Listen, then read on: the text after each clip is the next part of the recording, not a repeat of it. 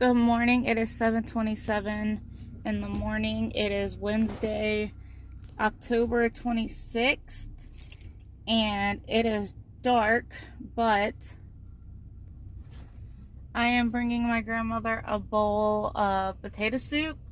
There's not enough to feed everybody out there, unfortunately, but there is enough out there to feed somebody. So I just dropped the kids off, and yeah, Maybe and Aubrey went to school. But I just dropped the kids off at school, and I'm heading out there.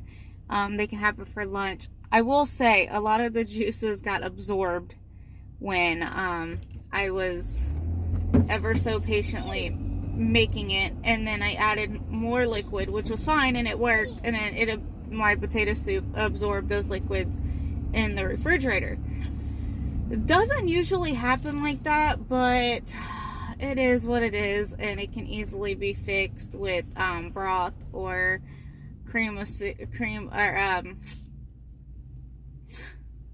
evaporated milk or whatever you want to add.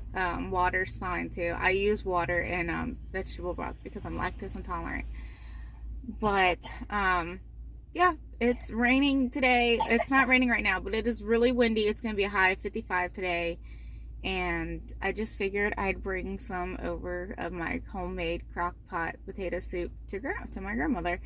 I don't make it the same way every time. Basically super simple. I do not cut the potatoes up or anything. I just put the whole potatoes in the crock pot, skin and all. And then if I have some tater tots, I pop those in there. Some onion,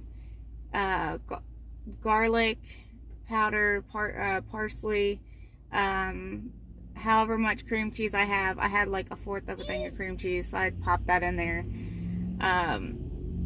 Cheddar cheese at the end, but I just cook it on high for 5 hours, or until the potatoes are really, really tender and can be broken up. And then I just add cheddar cheese on top, and I add my broth and to cook it. And then hold on, I gotta make this turn. Okay, so never mind on that turn. But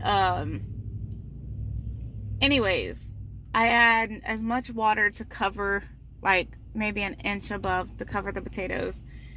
And then I just cook it on high for 5 hours. Usually they're done within like 3. And I cut it off and I let it cool down, mash them up, and then add the cheddar cheese and whatnot into the end. But I that's just how I make it. Super easy, super simple. Like I said, I don't cut up my potatoes. I don't do anything like that. I just put them in their hole. It saves me a lot of prep work, and all I gotta do is mash them down when they're done. But I am currently on my way out, so I will see you all probably when I'm out there. Maybe, I don't know. We're kind of like halfway surprised my mom with the birthday party. It wasn't set in stone, but today's her day off. So we're gonna surprise her today. So she don't even know I'm coming out or anything like that. It's still really, really, I don't even think my mom's up. I mean, it's her day off, so I don't expect her to be up.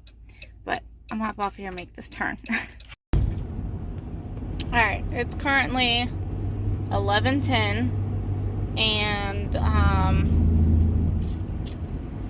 I just left my grandmother's. My mom wasn't there. She left to go get some, oh my gosh, I started to say the way she said it. My mom says paneling, and that's the way you say it.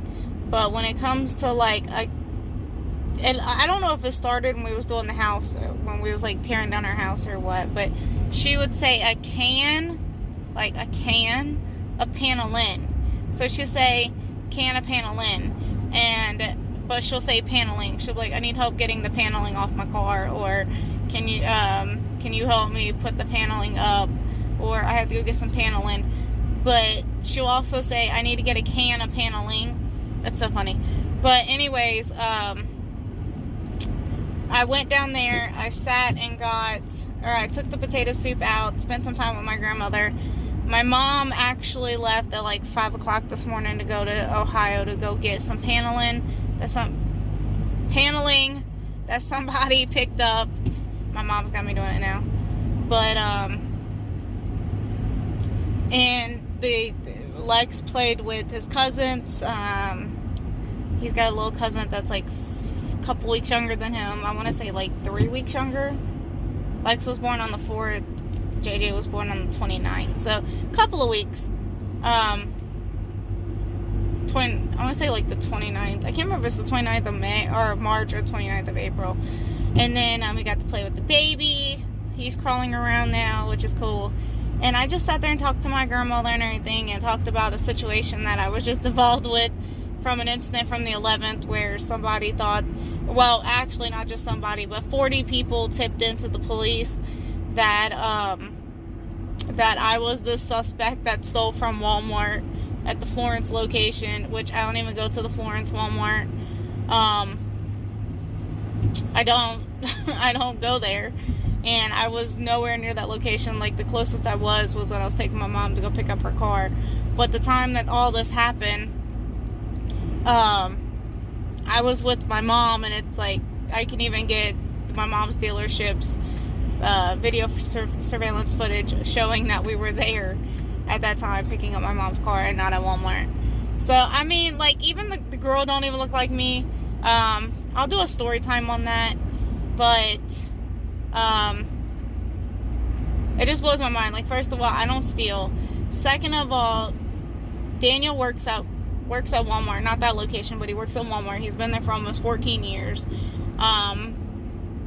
Like, I'm not going to jeopardize him in that situation. And I'm not going to jeopardize my kids where I put myself in a situation where I would steal and go to jail and have a warrant and a felony charge and all that on my name. Like, I'm not that type of person. Anybody that knows me knows that I'm not that type of person, and I'm not going to put my kids in a, I'm not going to do that. And, like, the girl, I can see it a little bit, like, the dark hair, but, like, the facial, like, her, like, the shape of her face, it's not me. Her body built, it's not me. The clothes that she was wearing, it wasn't me. Like, I don't even own the clothes that she was wearing. Like, the eye color, yeah. The eyebrows, no. The nose, no. The mouth, no.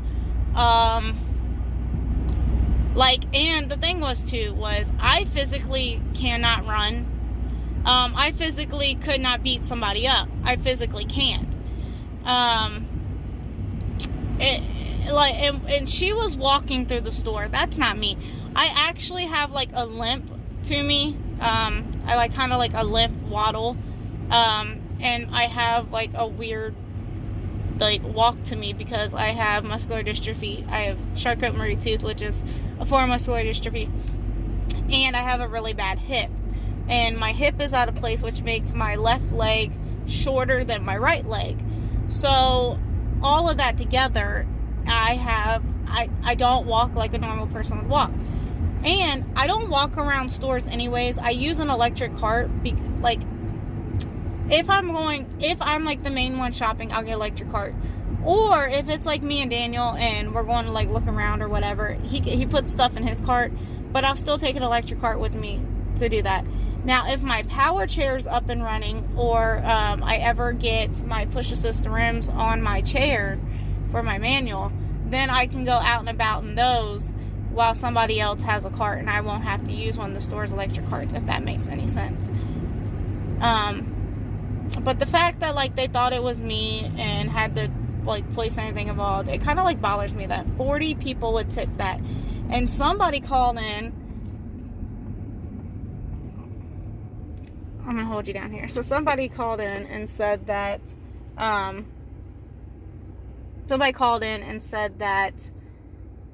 like, they said it was me, gave them my phone number and my direct link to my Facebook. And it bothers me because only a certain amount of people have my cell phone. Like, family, schools, and stuff like that have my cell phone. I hardly ever have any friends, and as a matter of fact, I don't think any of my friends have my phone number still, because I don't have that many friends, and if I communicate with them, we just communicate on Facebook. So the fact that, like, my direct cell phone number was given out, and it wasn't the thing that, like, they went through the database, found my phone number. No, my phone is actually linked in Daniel's name. And I found that out when I had to go update my phone, which I'm okay with. I mean, we're gonna get it updated to my name, but the phone's in his name, so they'd have to look up Daniel before they looked up my name. And then, like, the house phone, they would have to call the house phone, and literally, like, nobody has that number except my grandparents, my mom, my aunt, and very soon the school will, and so doctor's offices when I go in there and I go to update information. So, I mean, like, you know, it bothers me because somebody I know personally literally gave them my phone number. And the other thing too with this is the detective even said that it wasn't somebody that just, like, it wasn't somebody that gave them my name. Like, there was like 38 other people that like commented on a bunch of different posts saying it was me. But there was like a couple of people that called in, and one person in particularly gave them my cell phone number. And he said it, he was like, well, they gave us your cell phone number and the direct link to your Facebook because they sent it to my partner, the other detective, the account that like got a hold of me, telling me that I need to get a hold of the detective. So, you know, it's like I said, I'm gonna do story time on this whole thing and go into more details about it, but it's so aggravating. Lex is asleep, so I'll probably, I don't know, man. I don't know. I gotta drive though.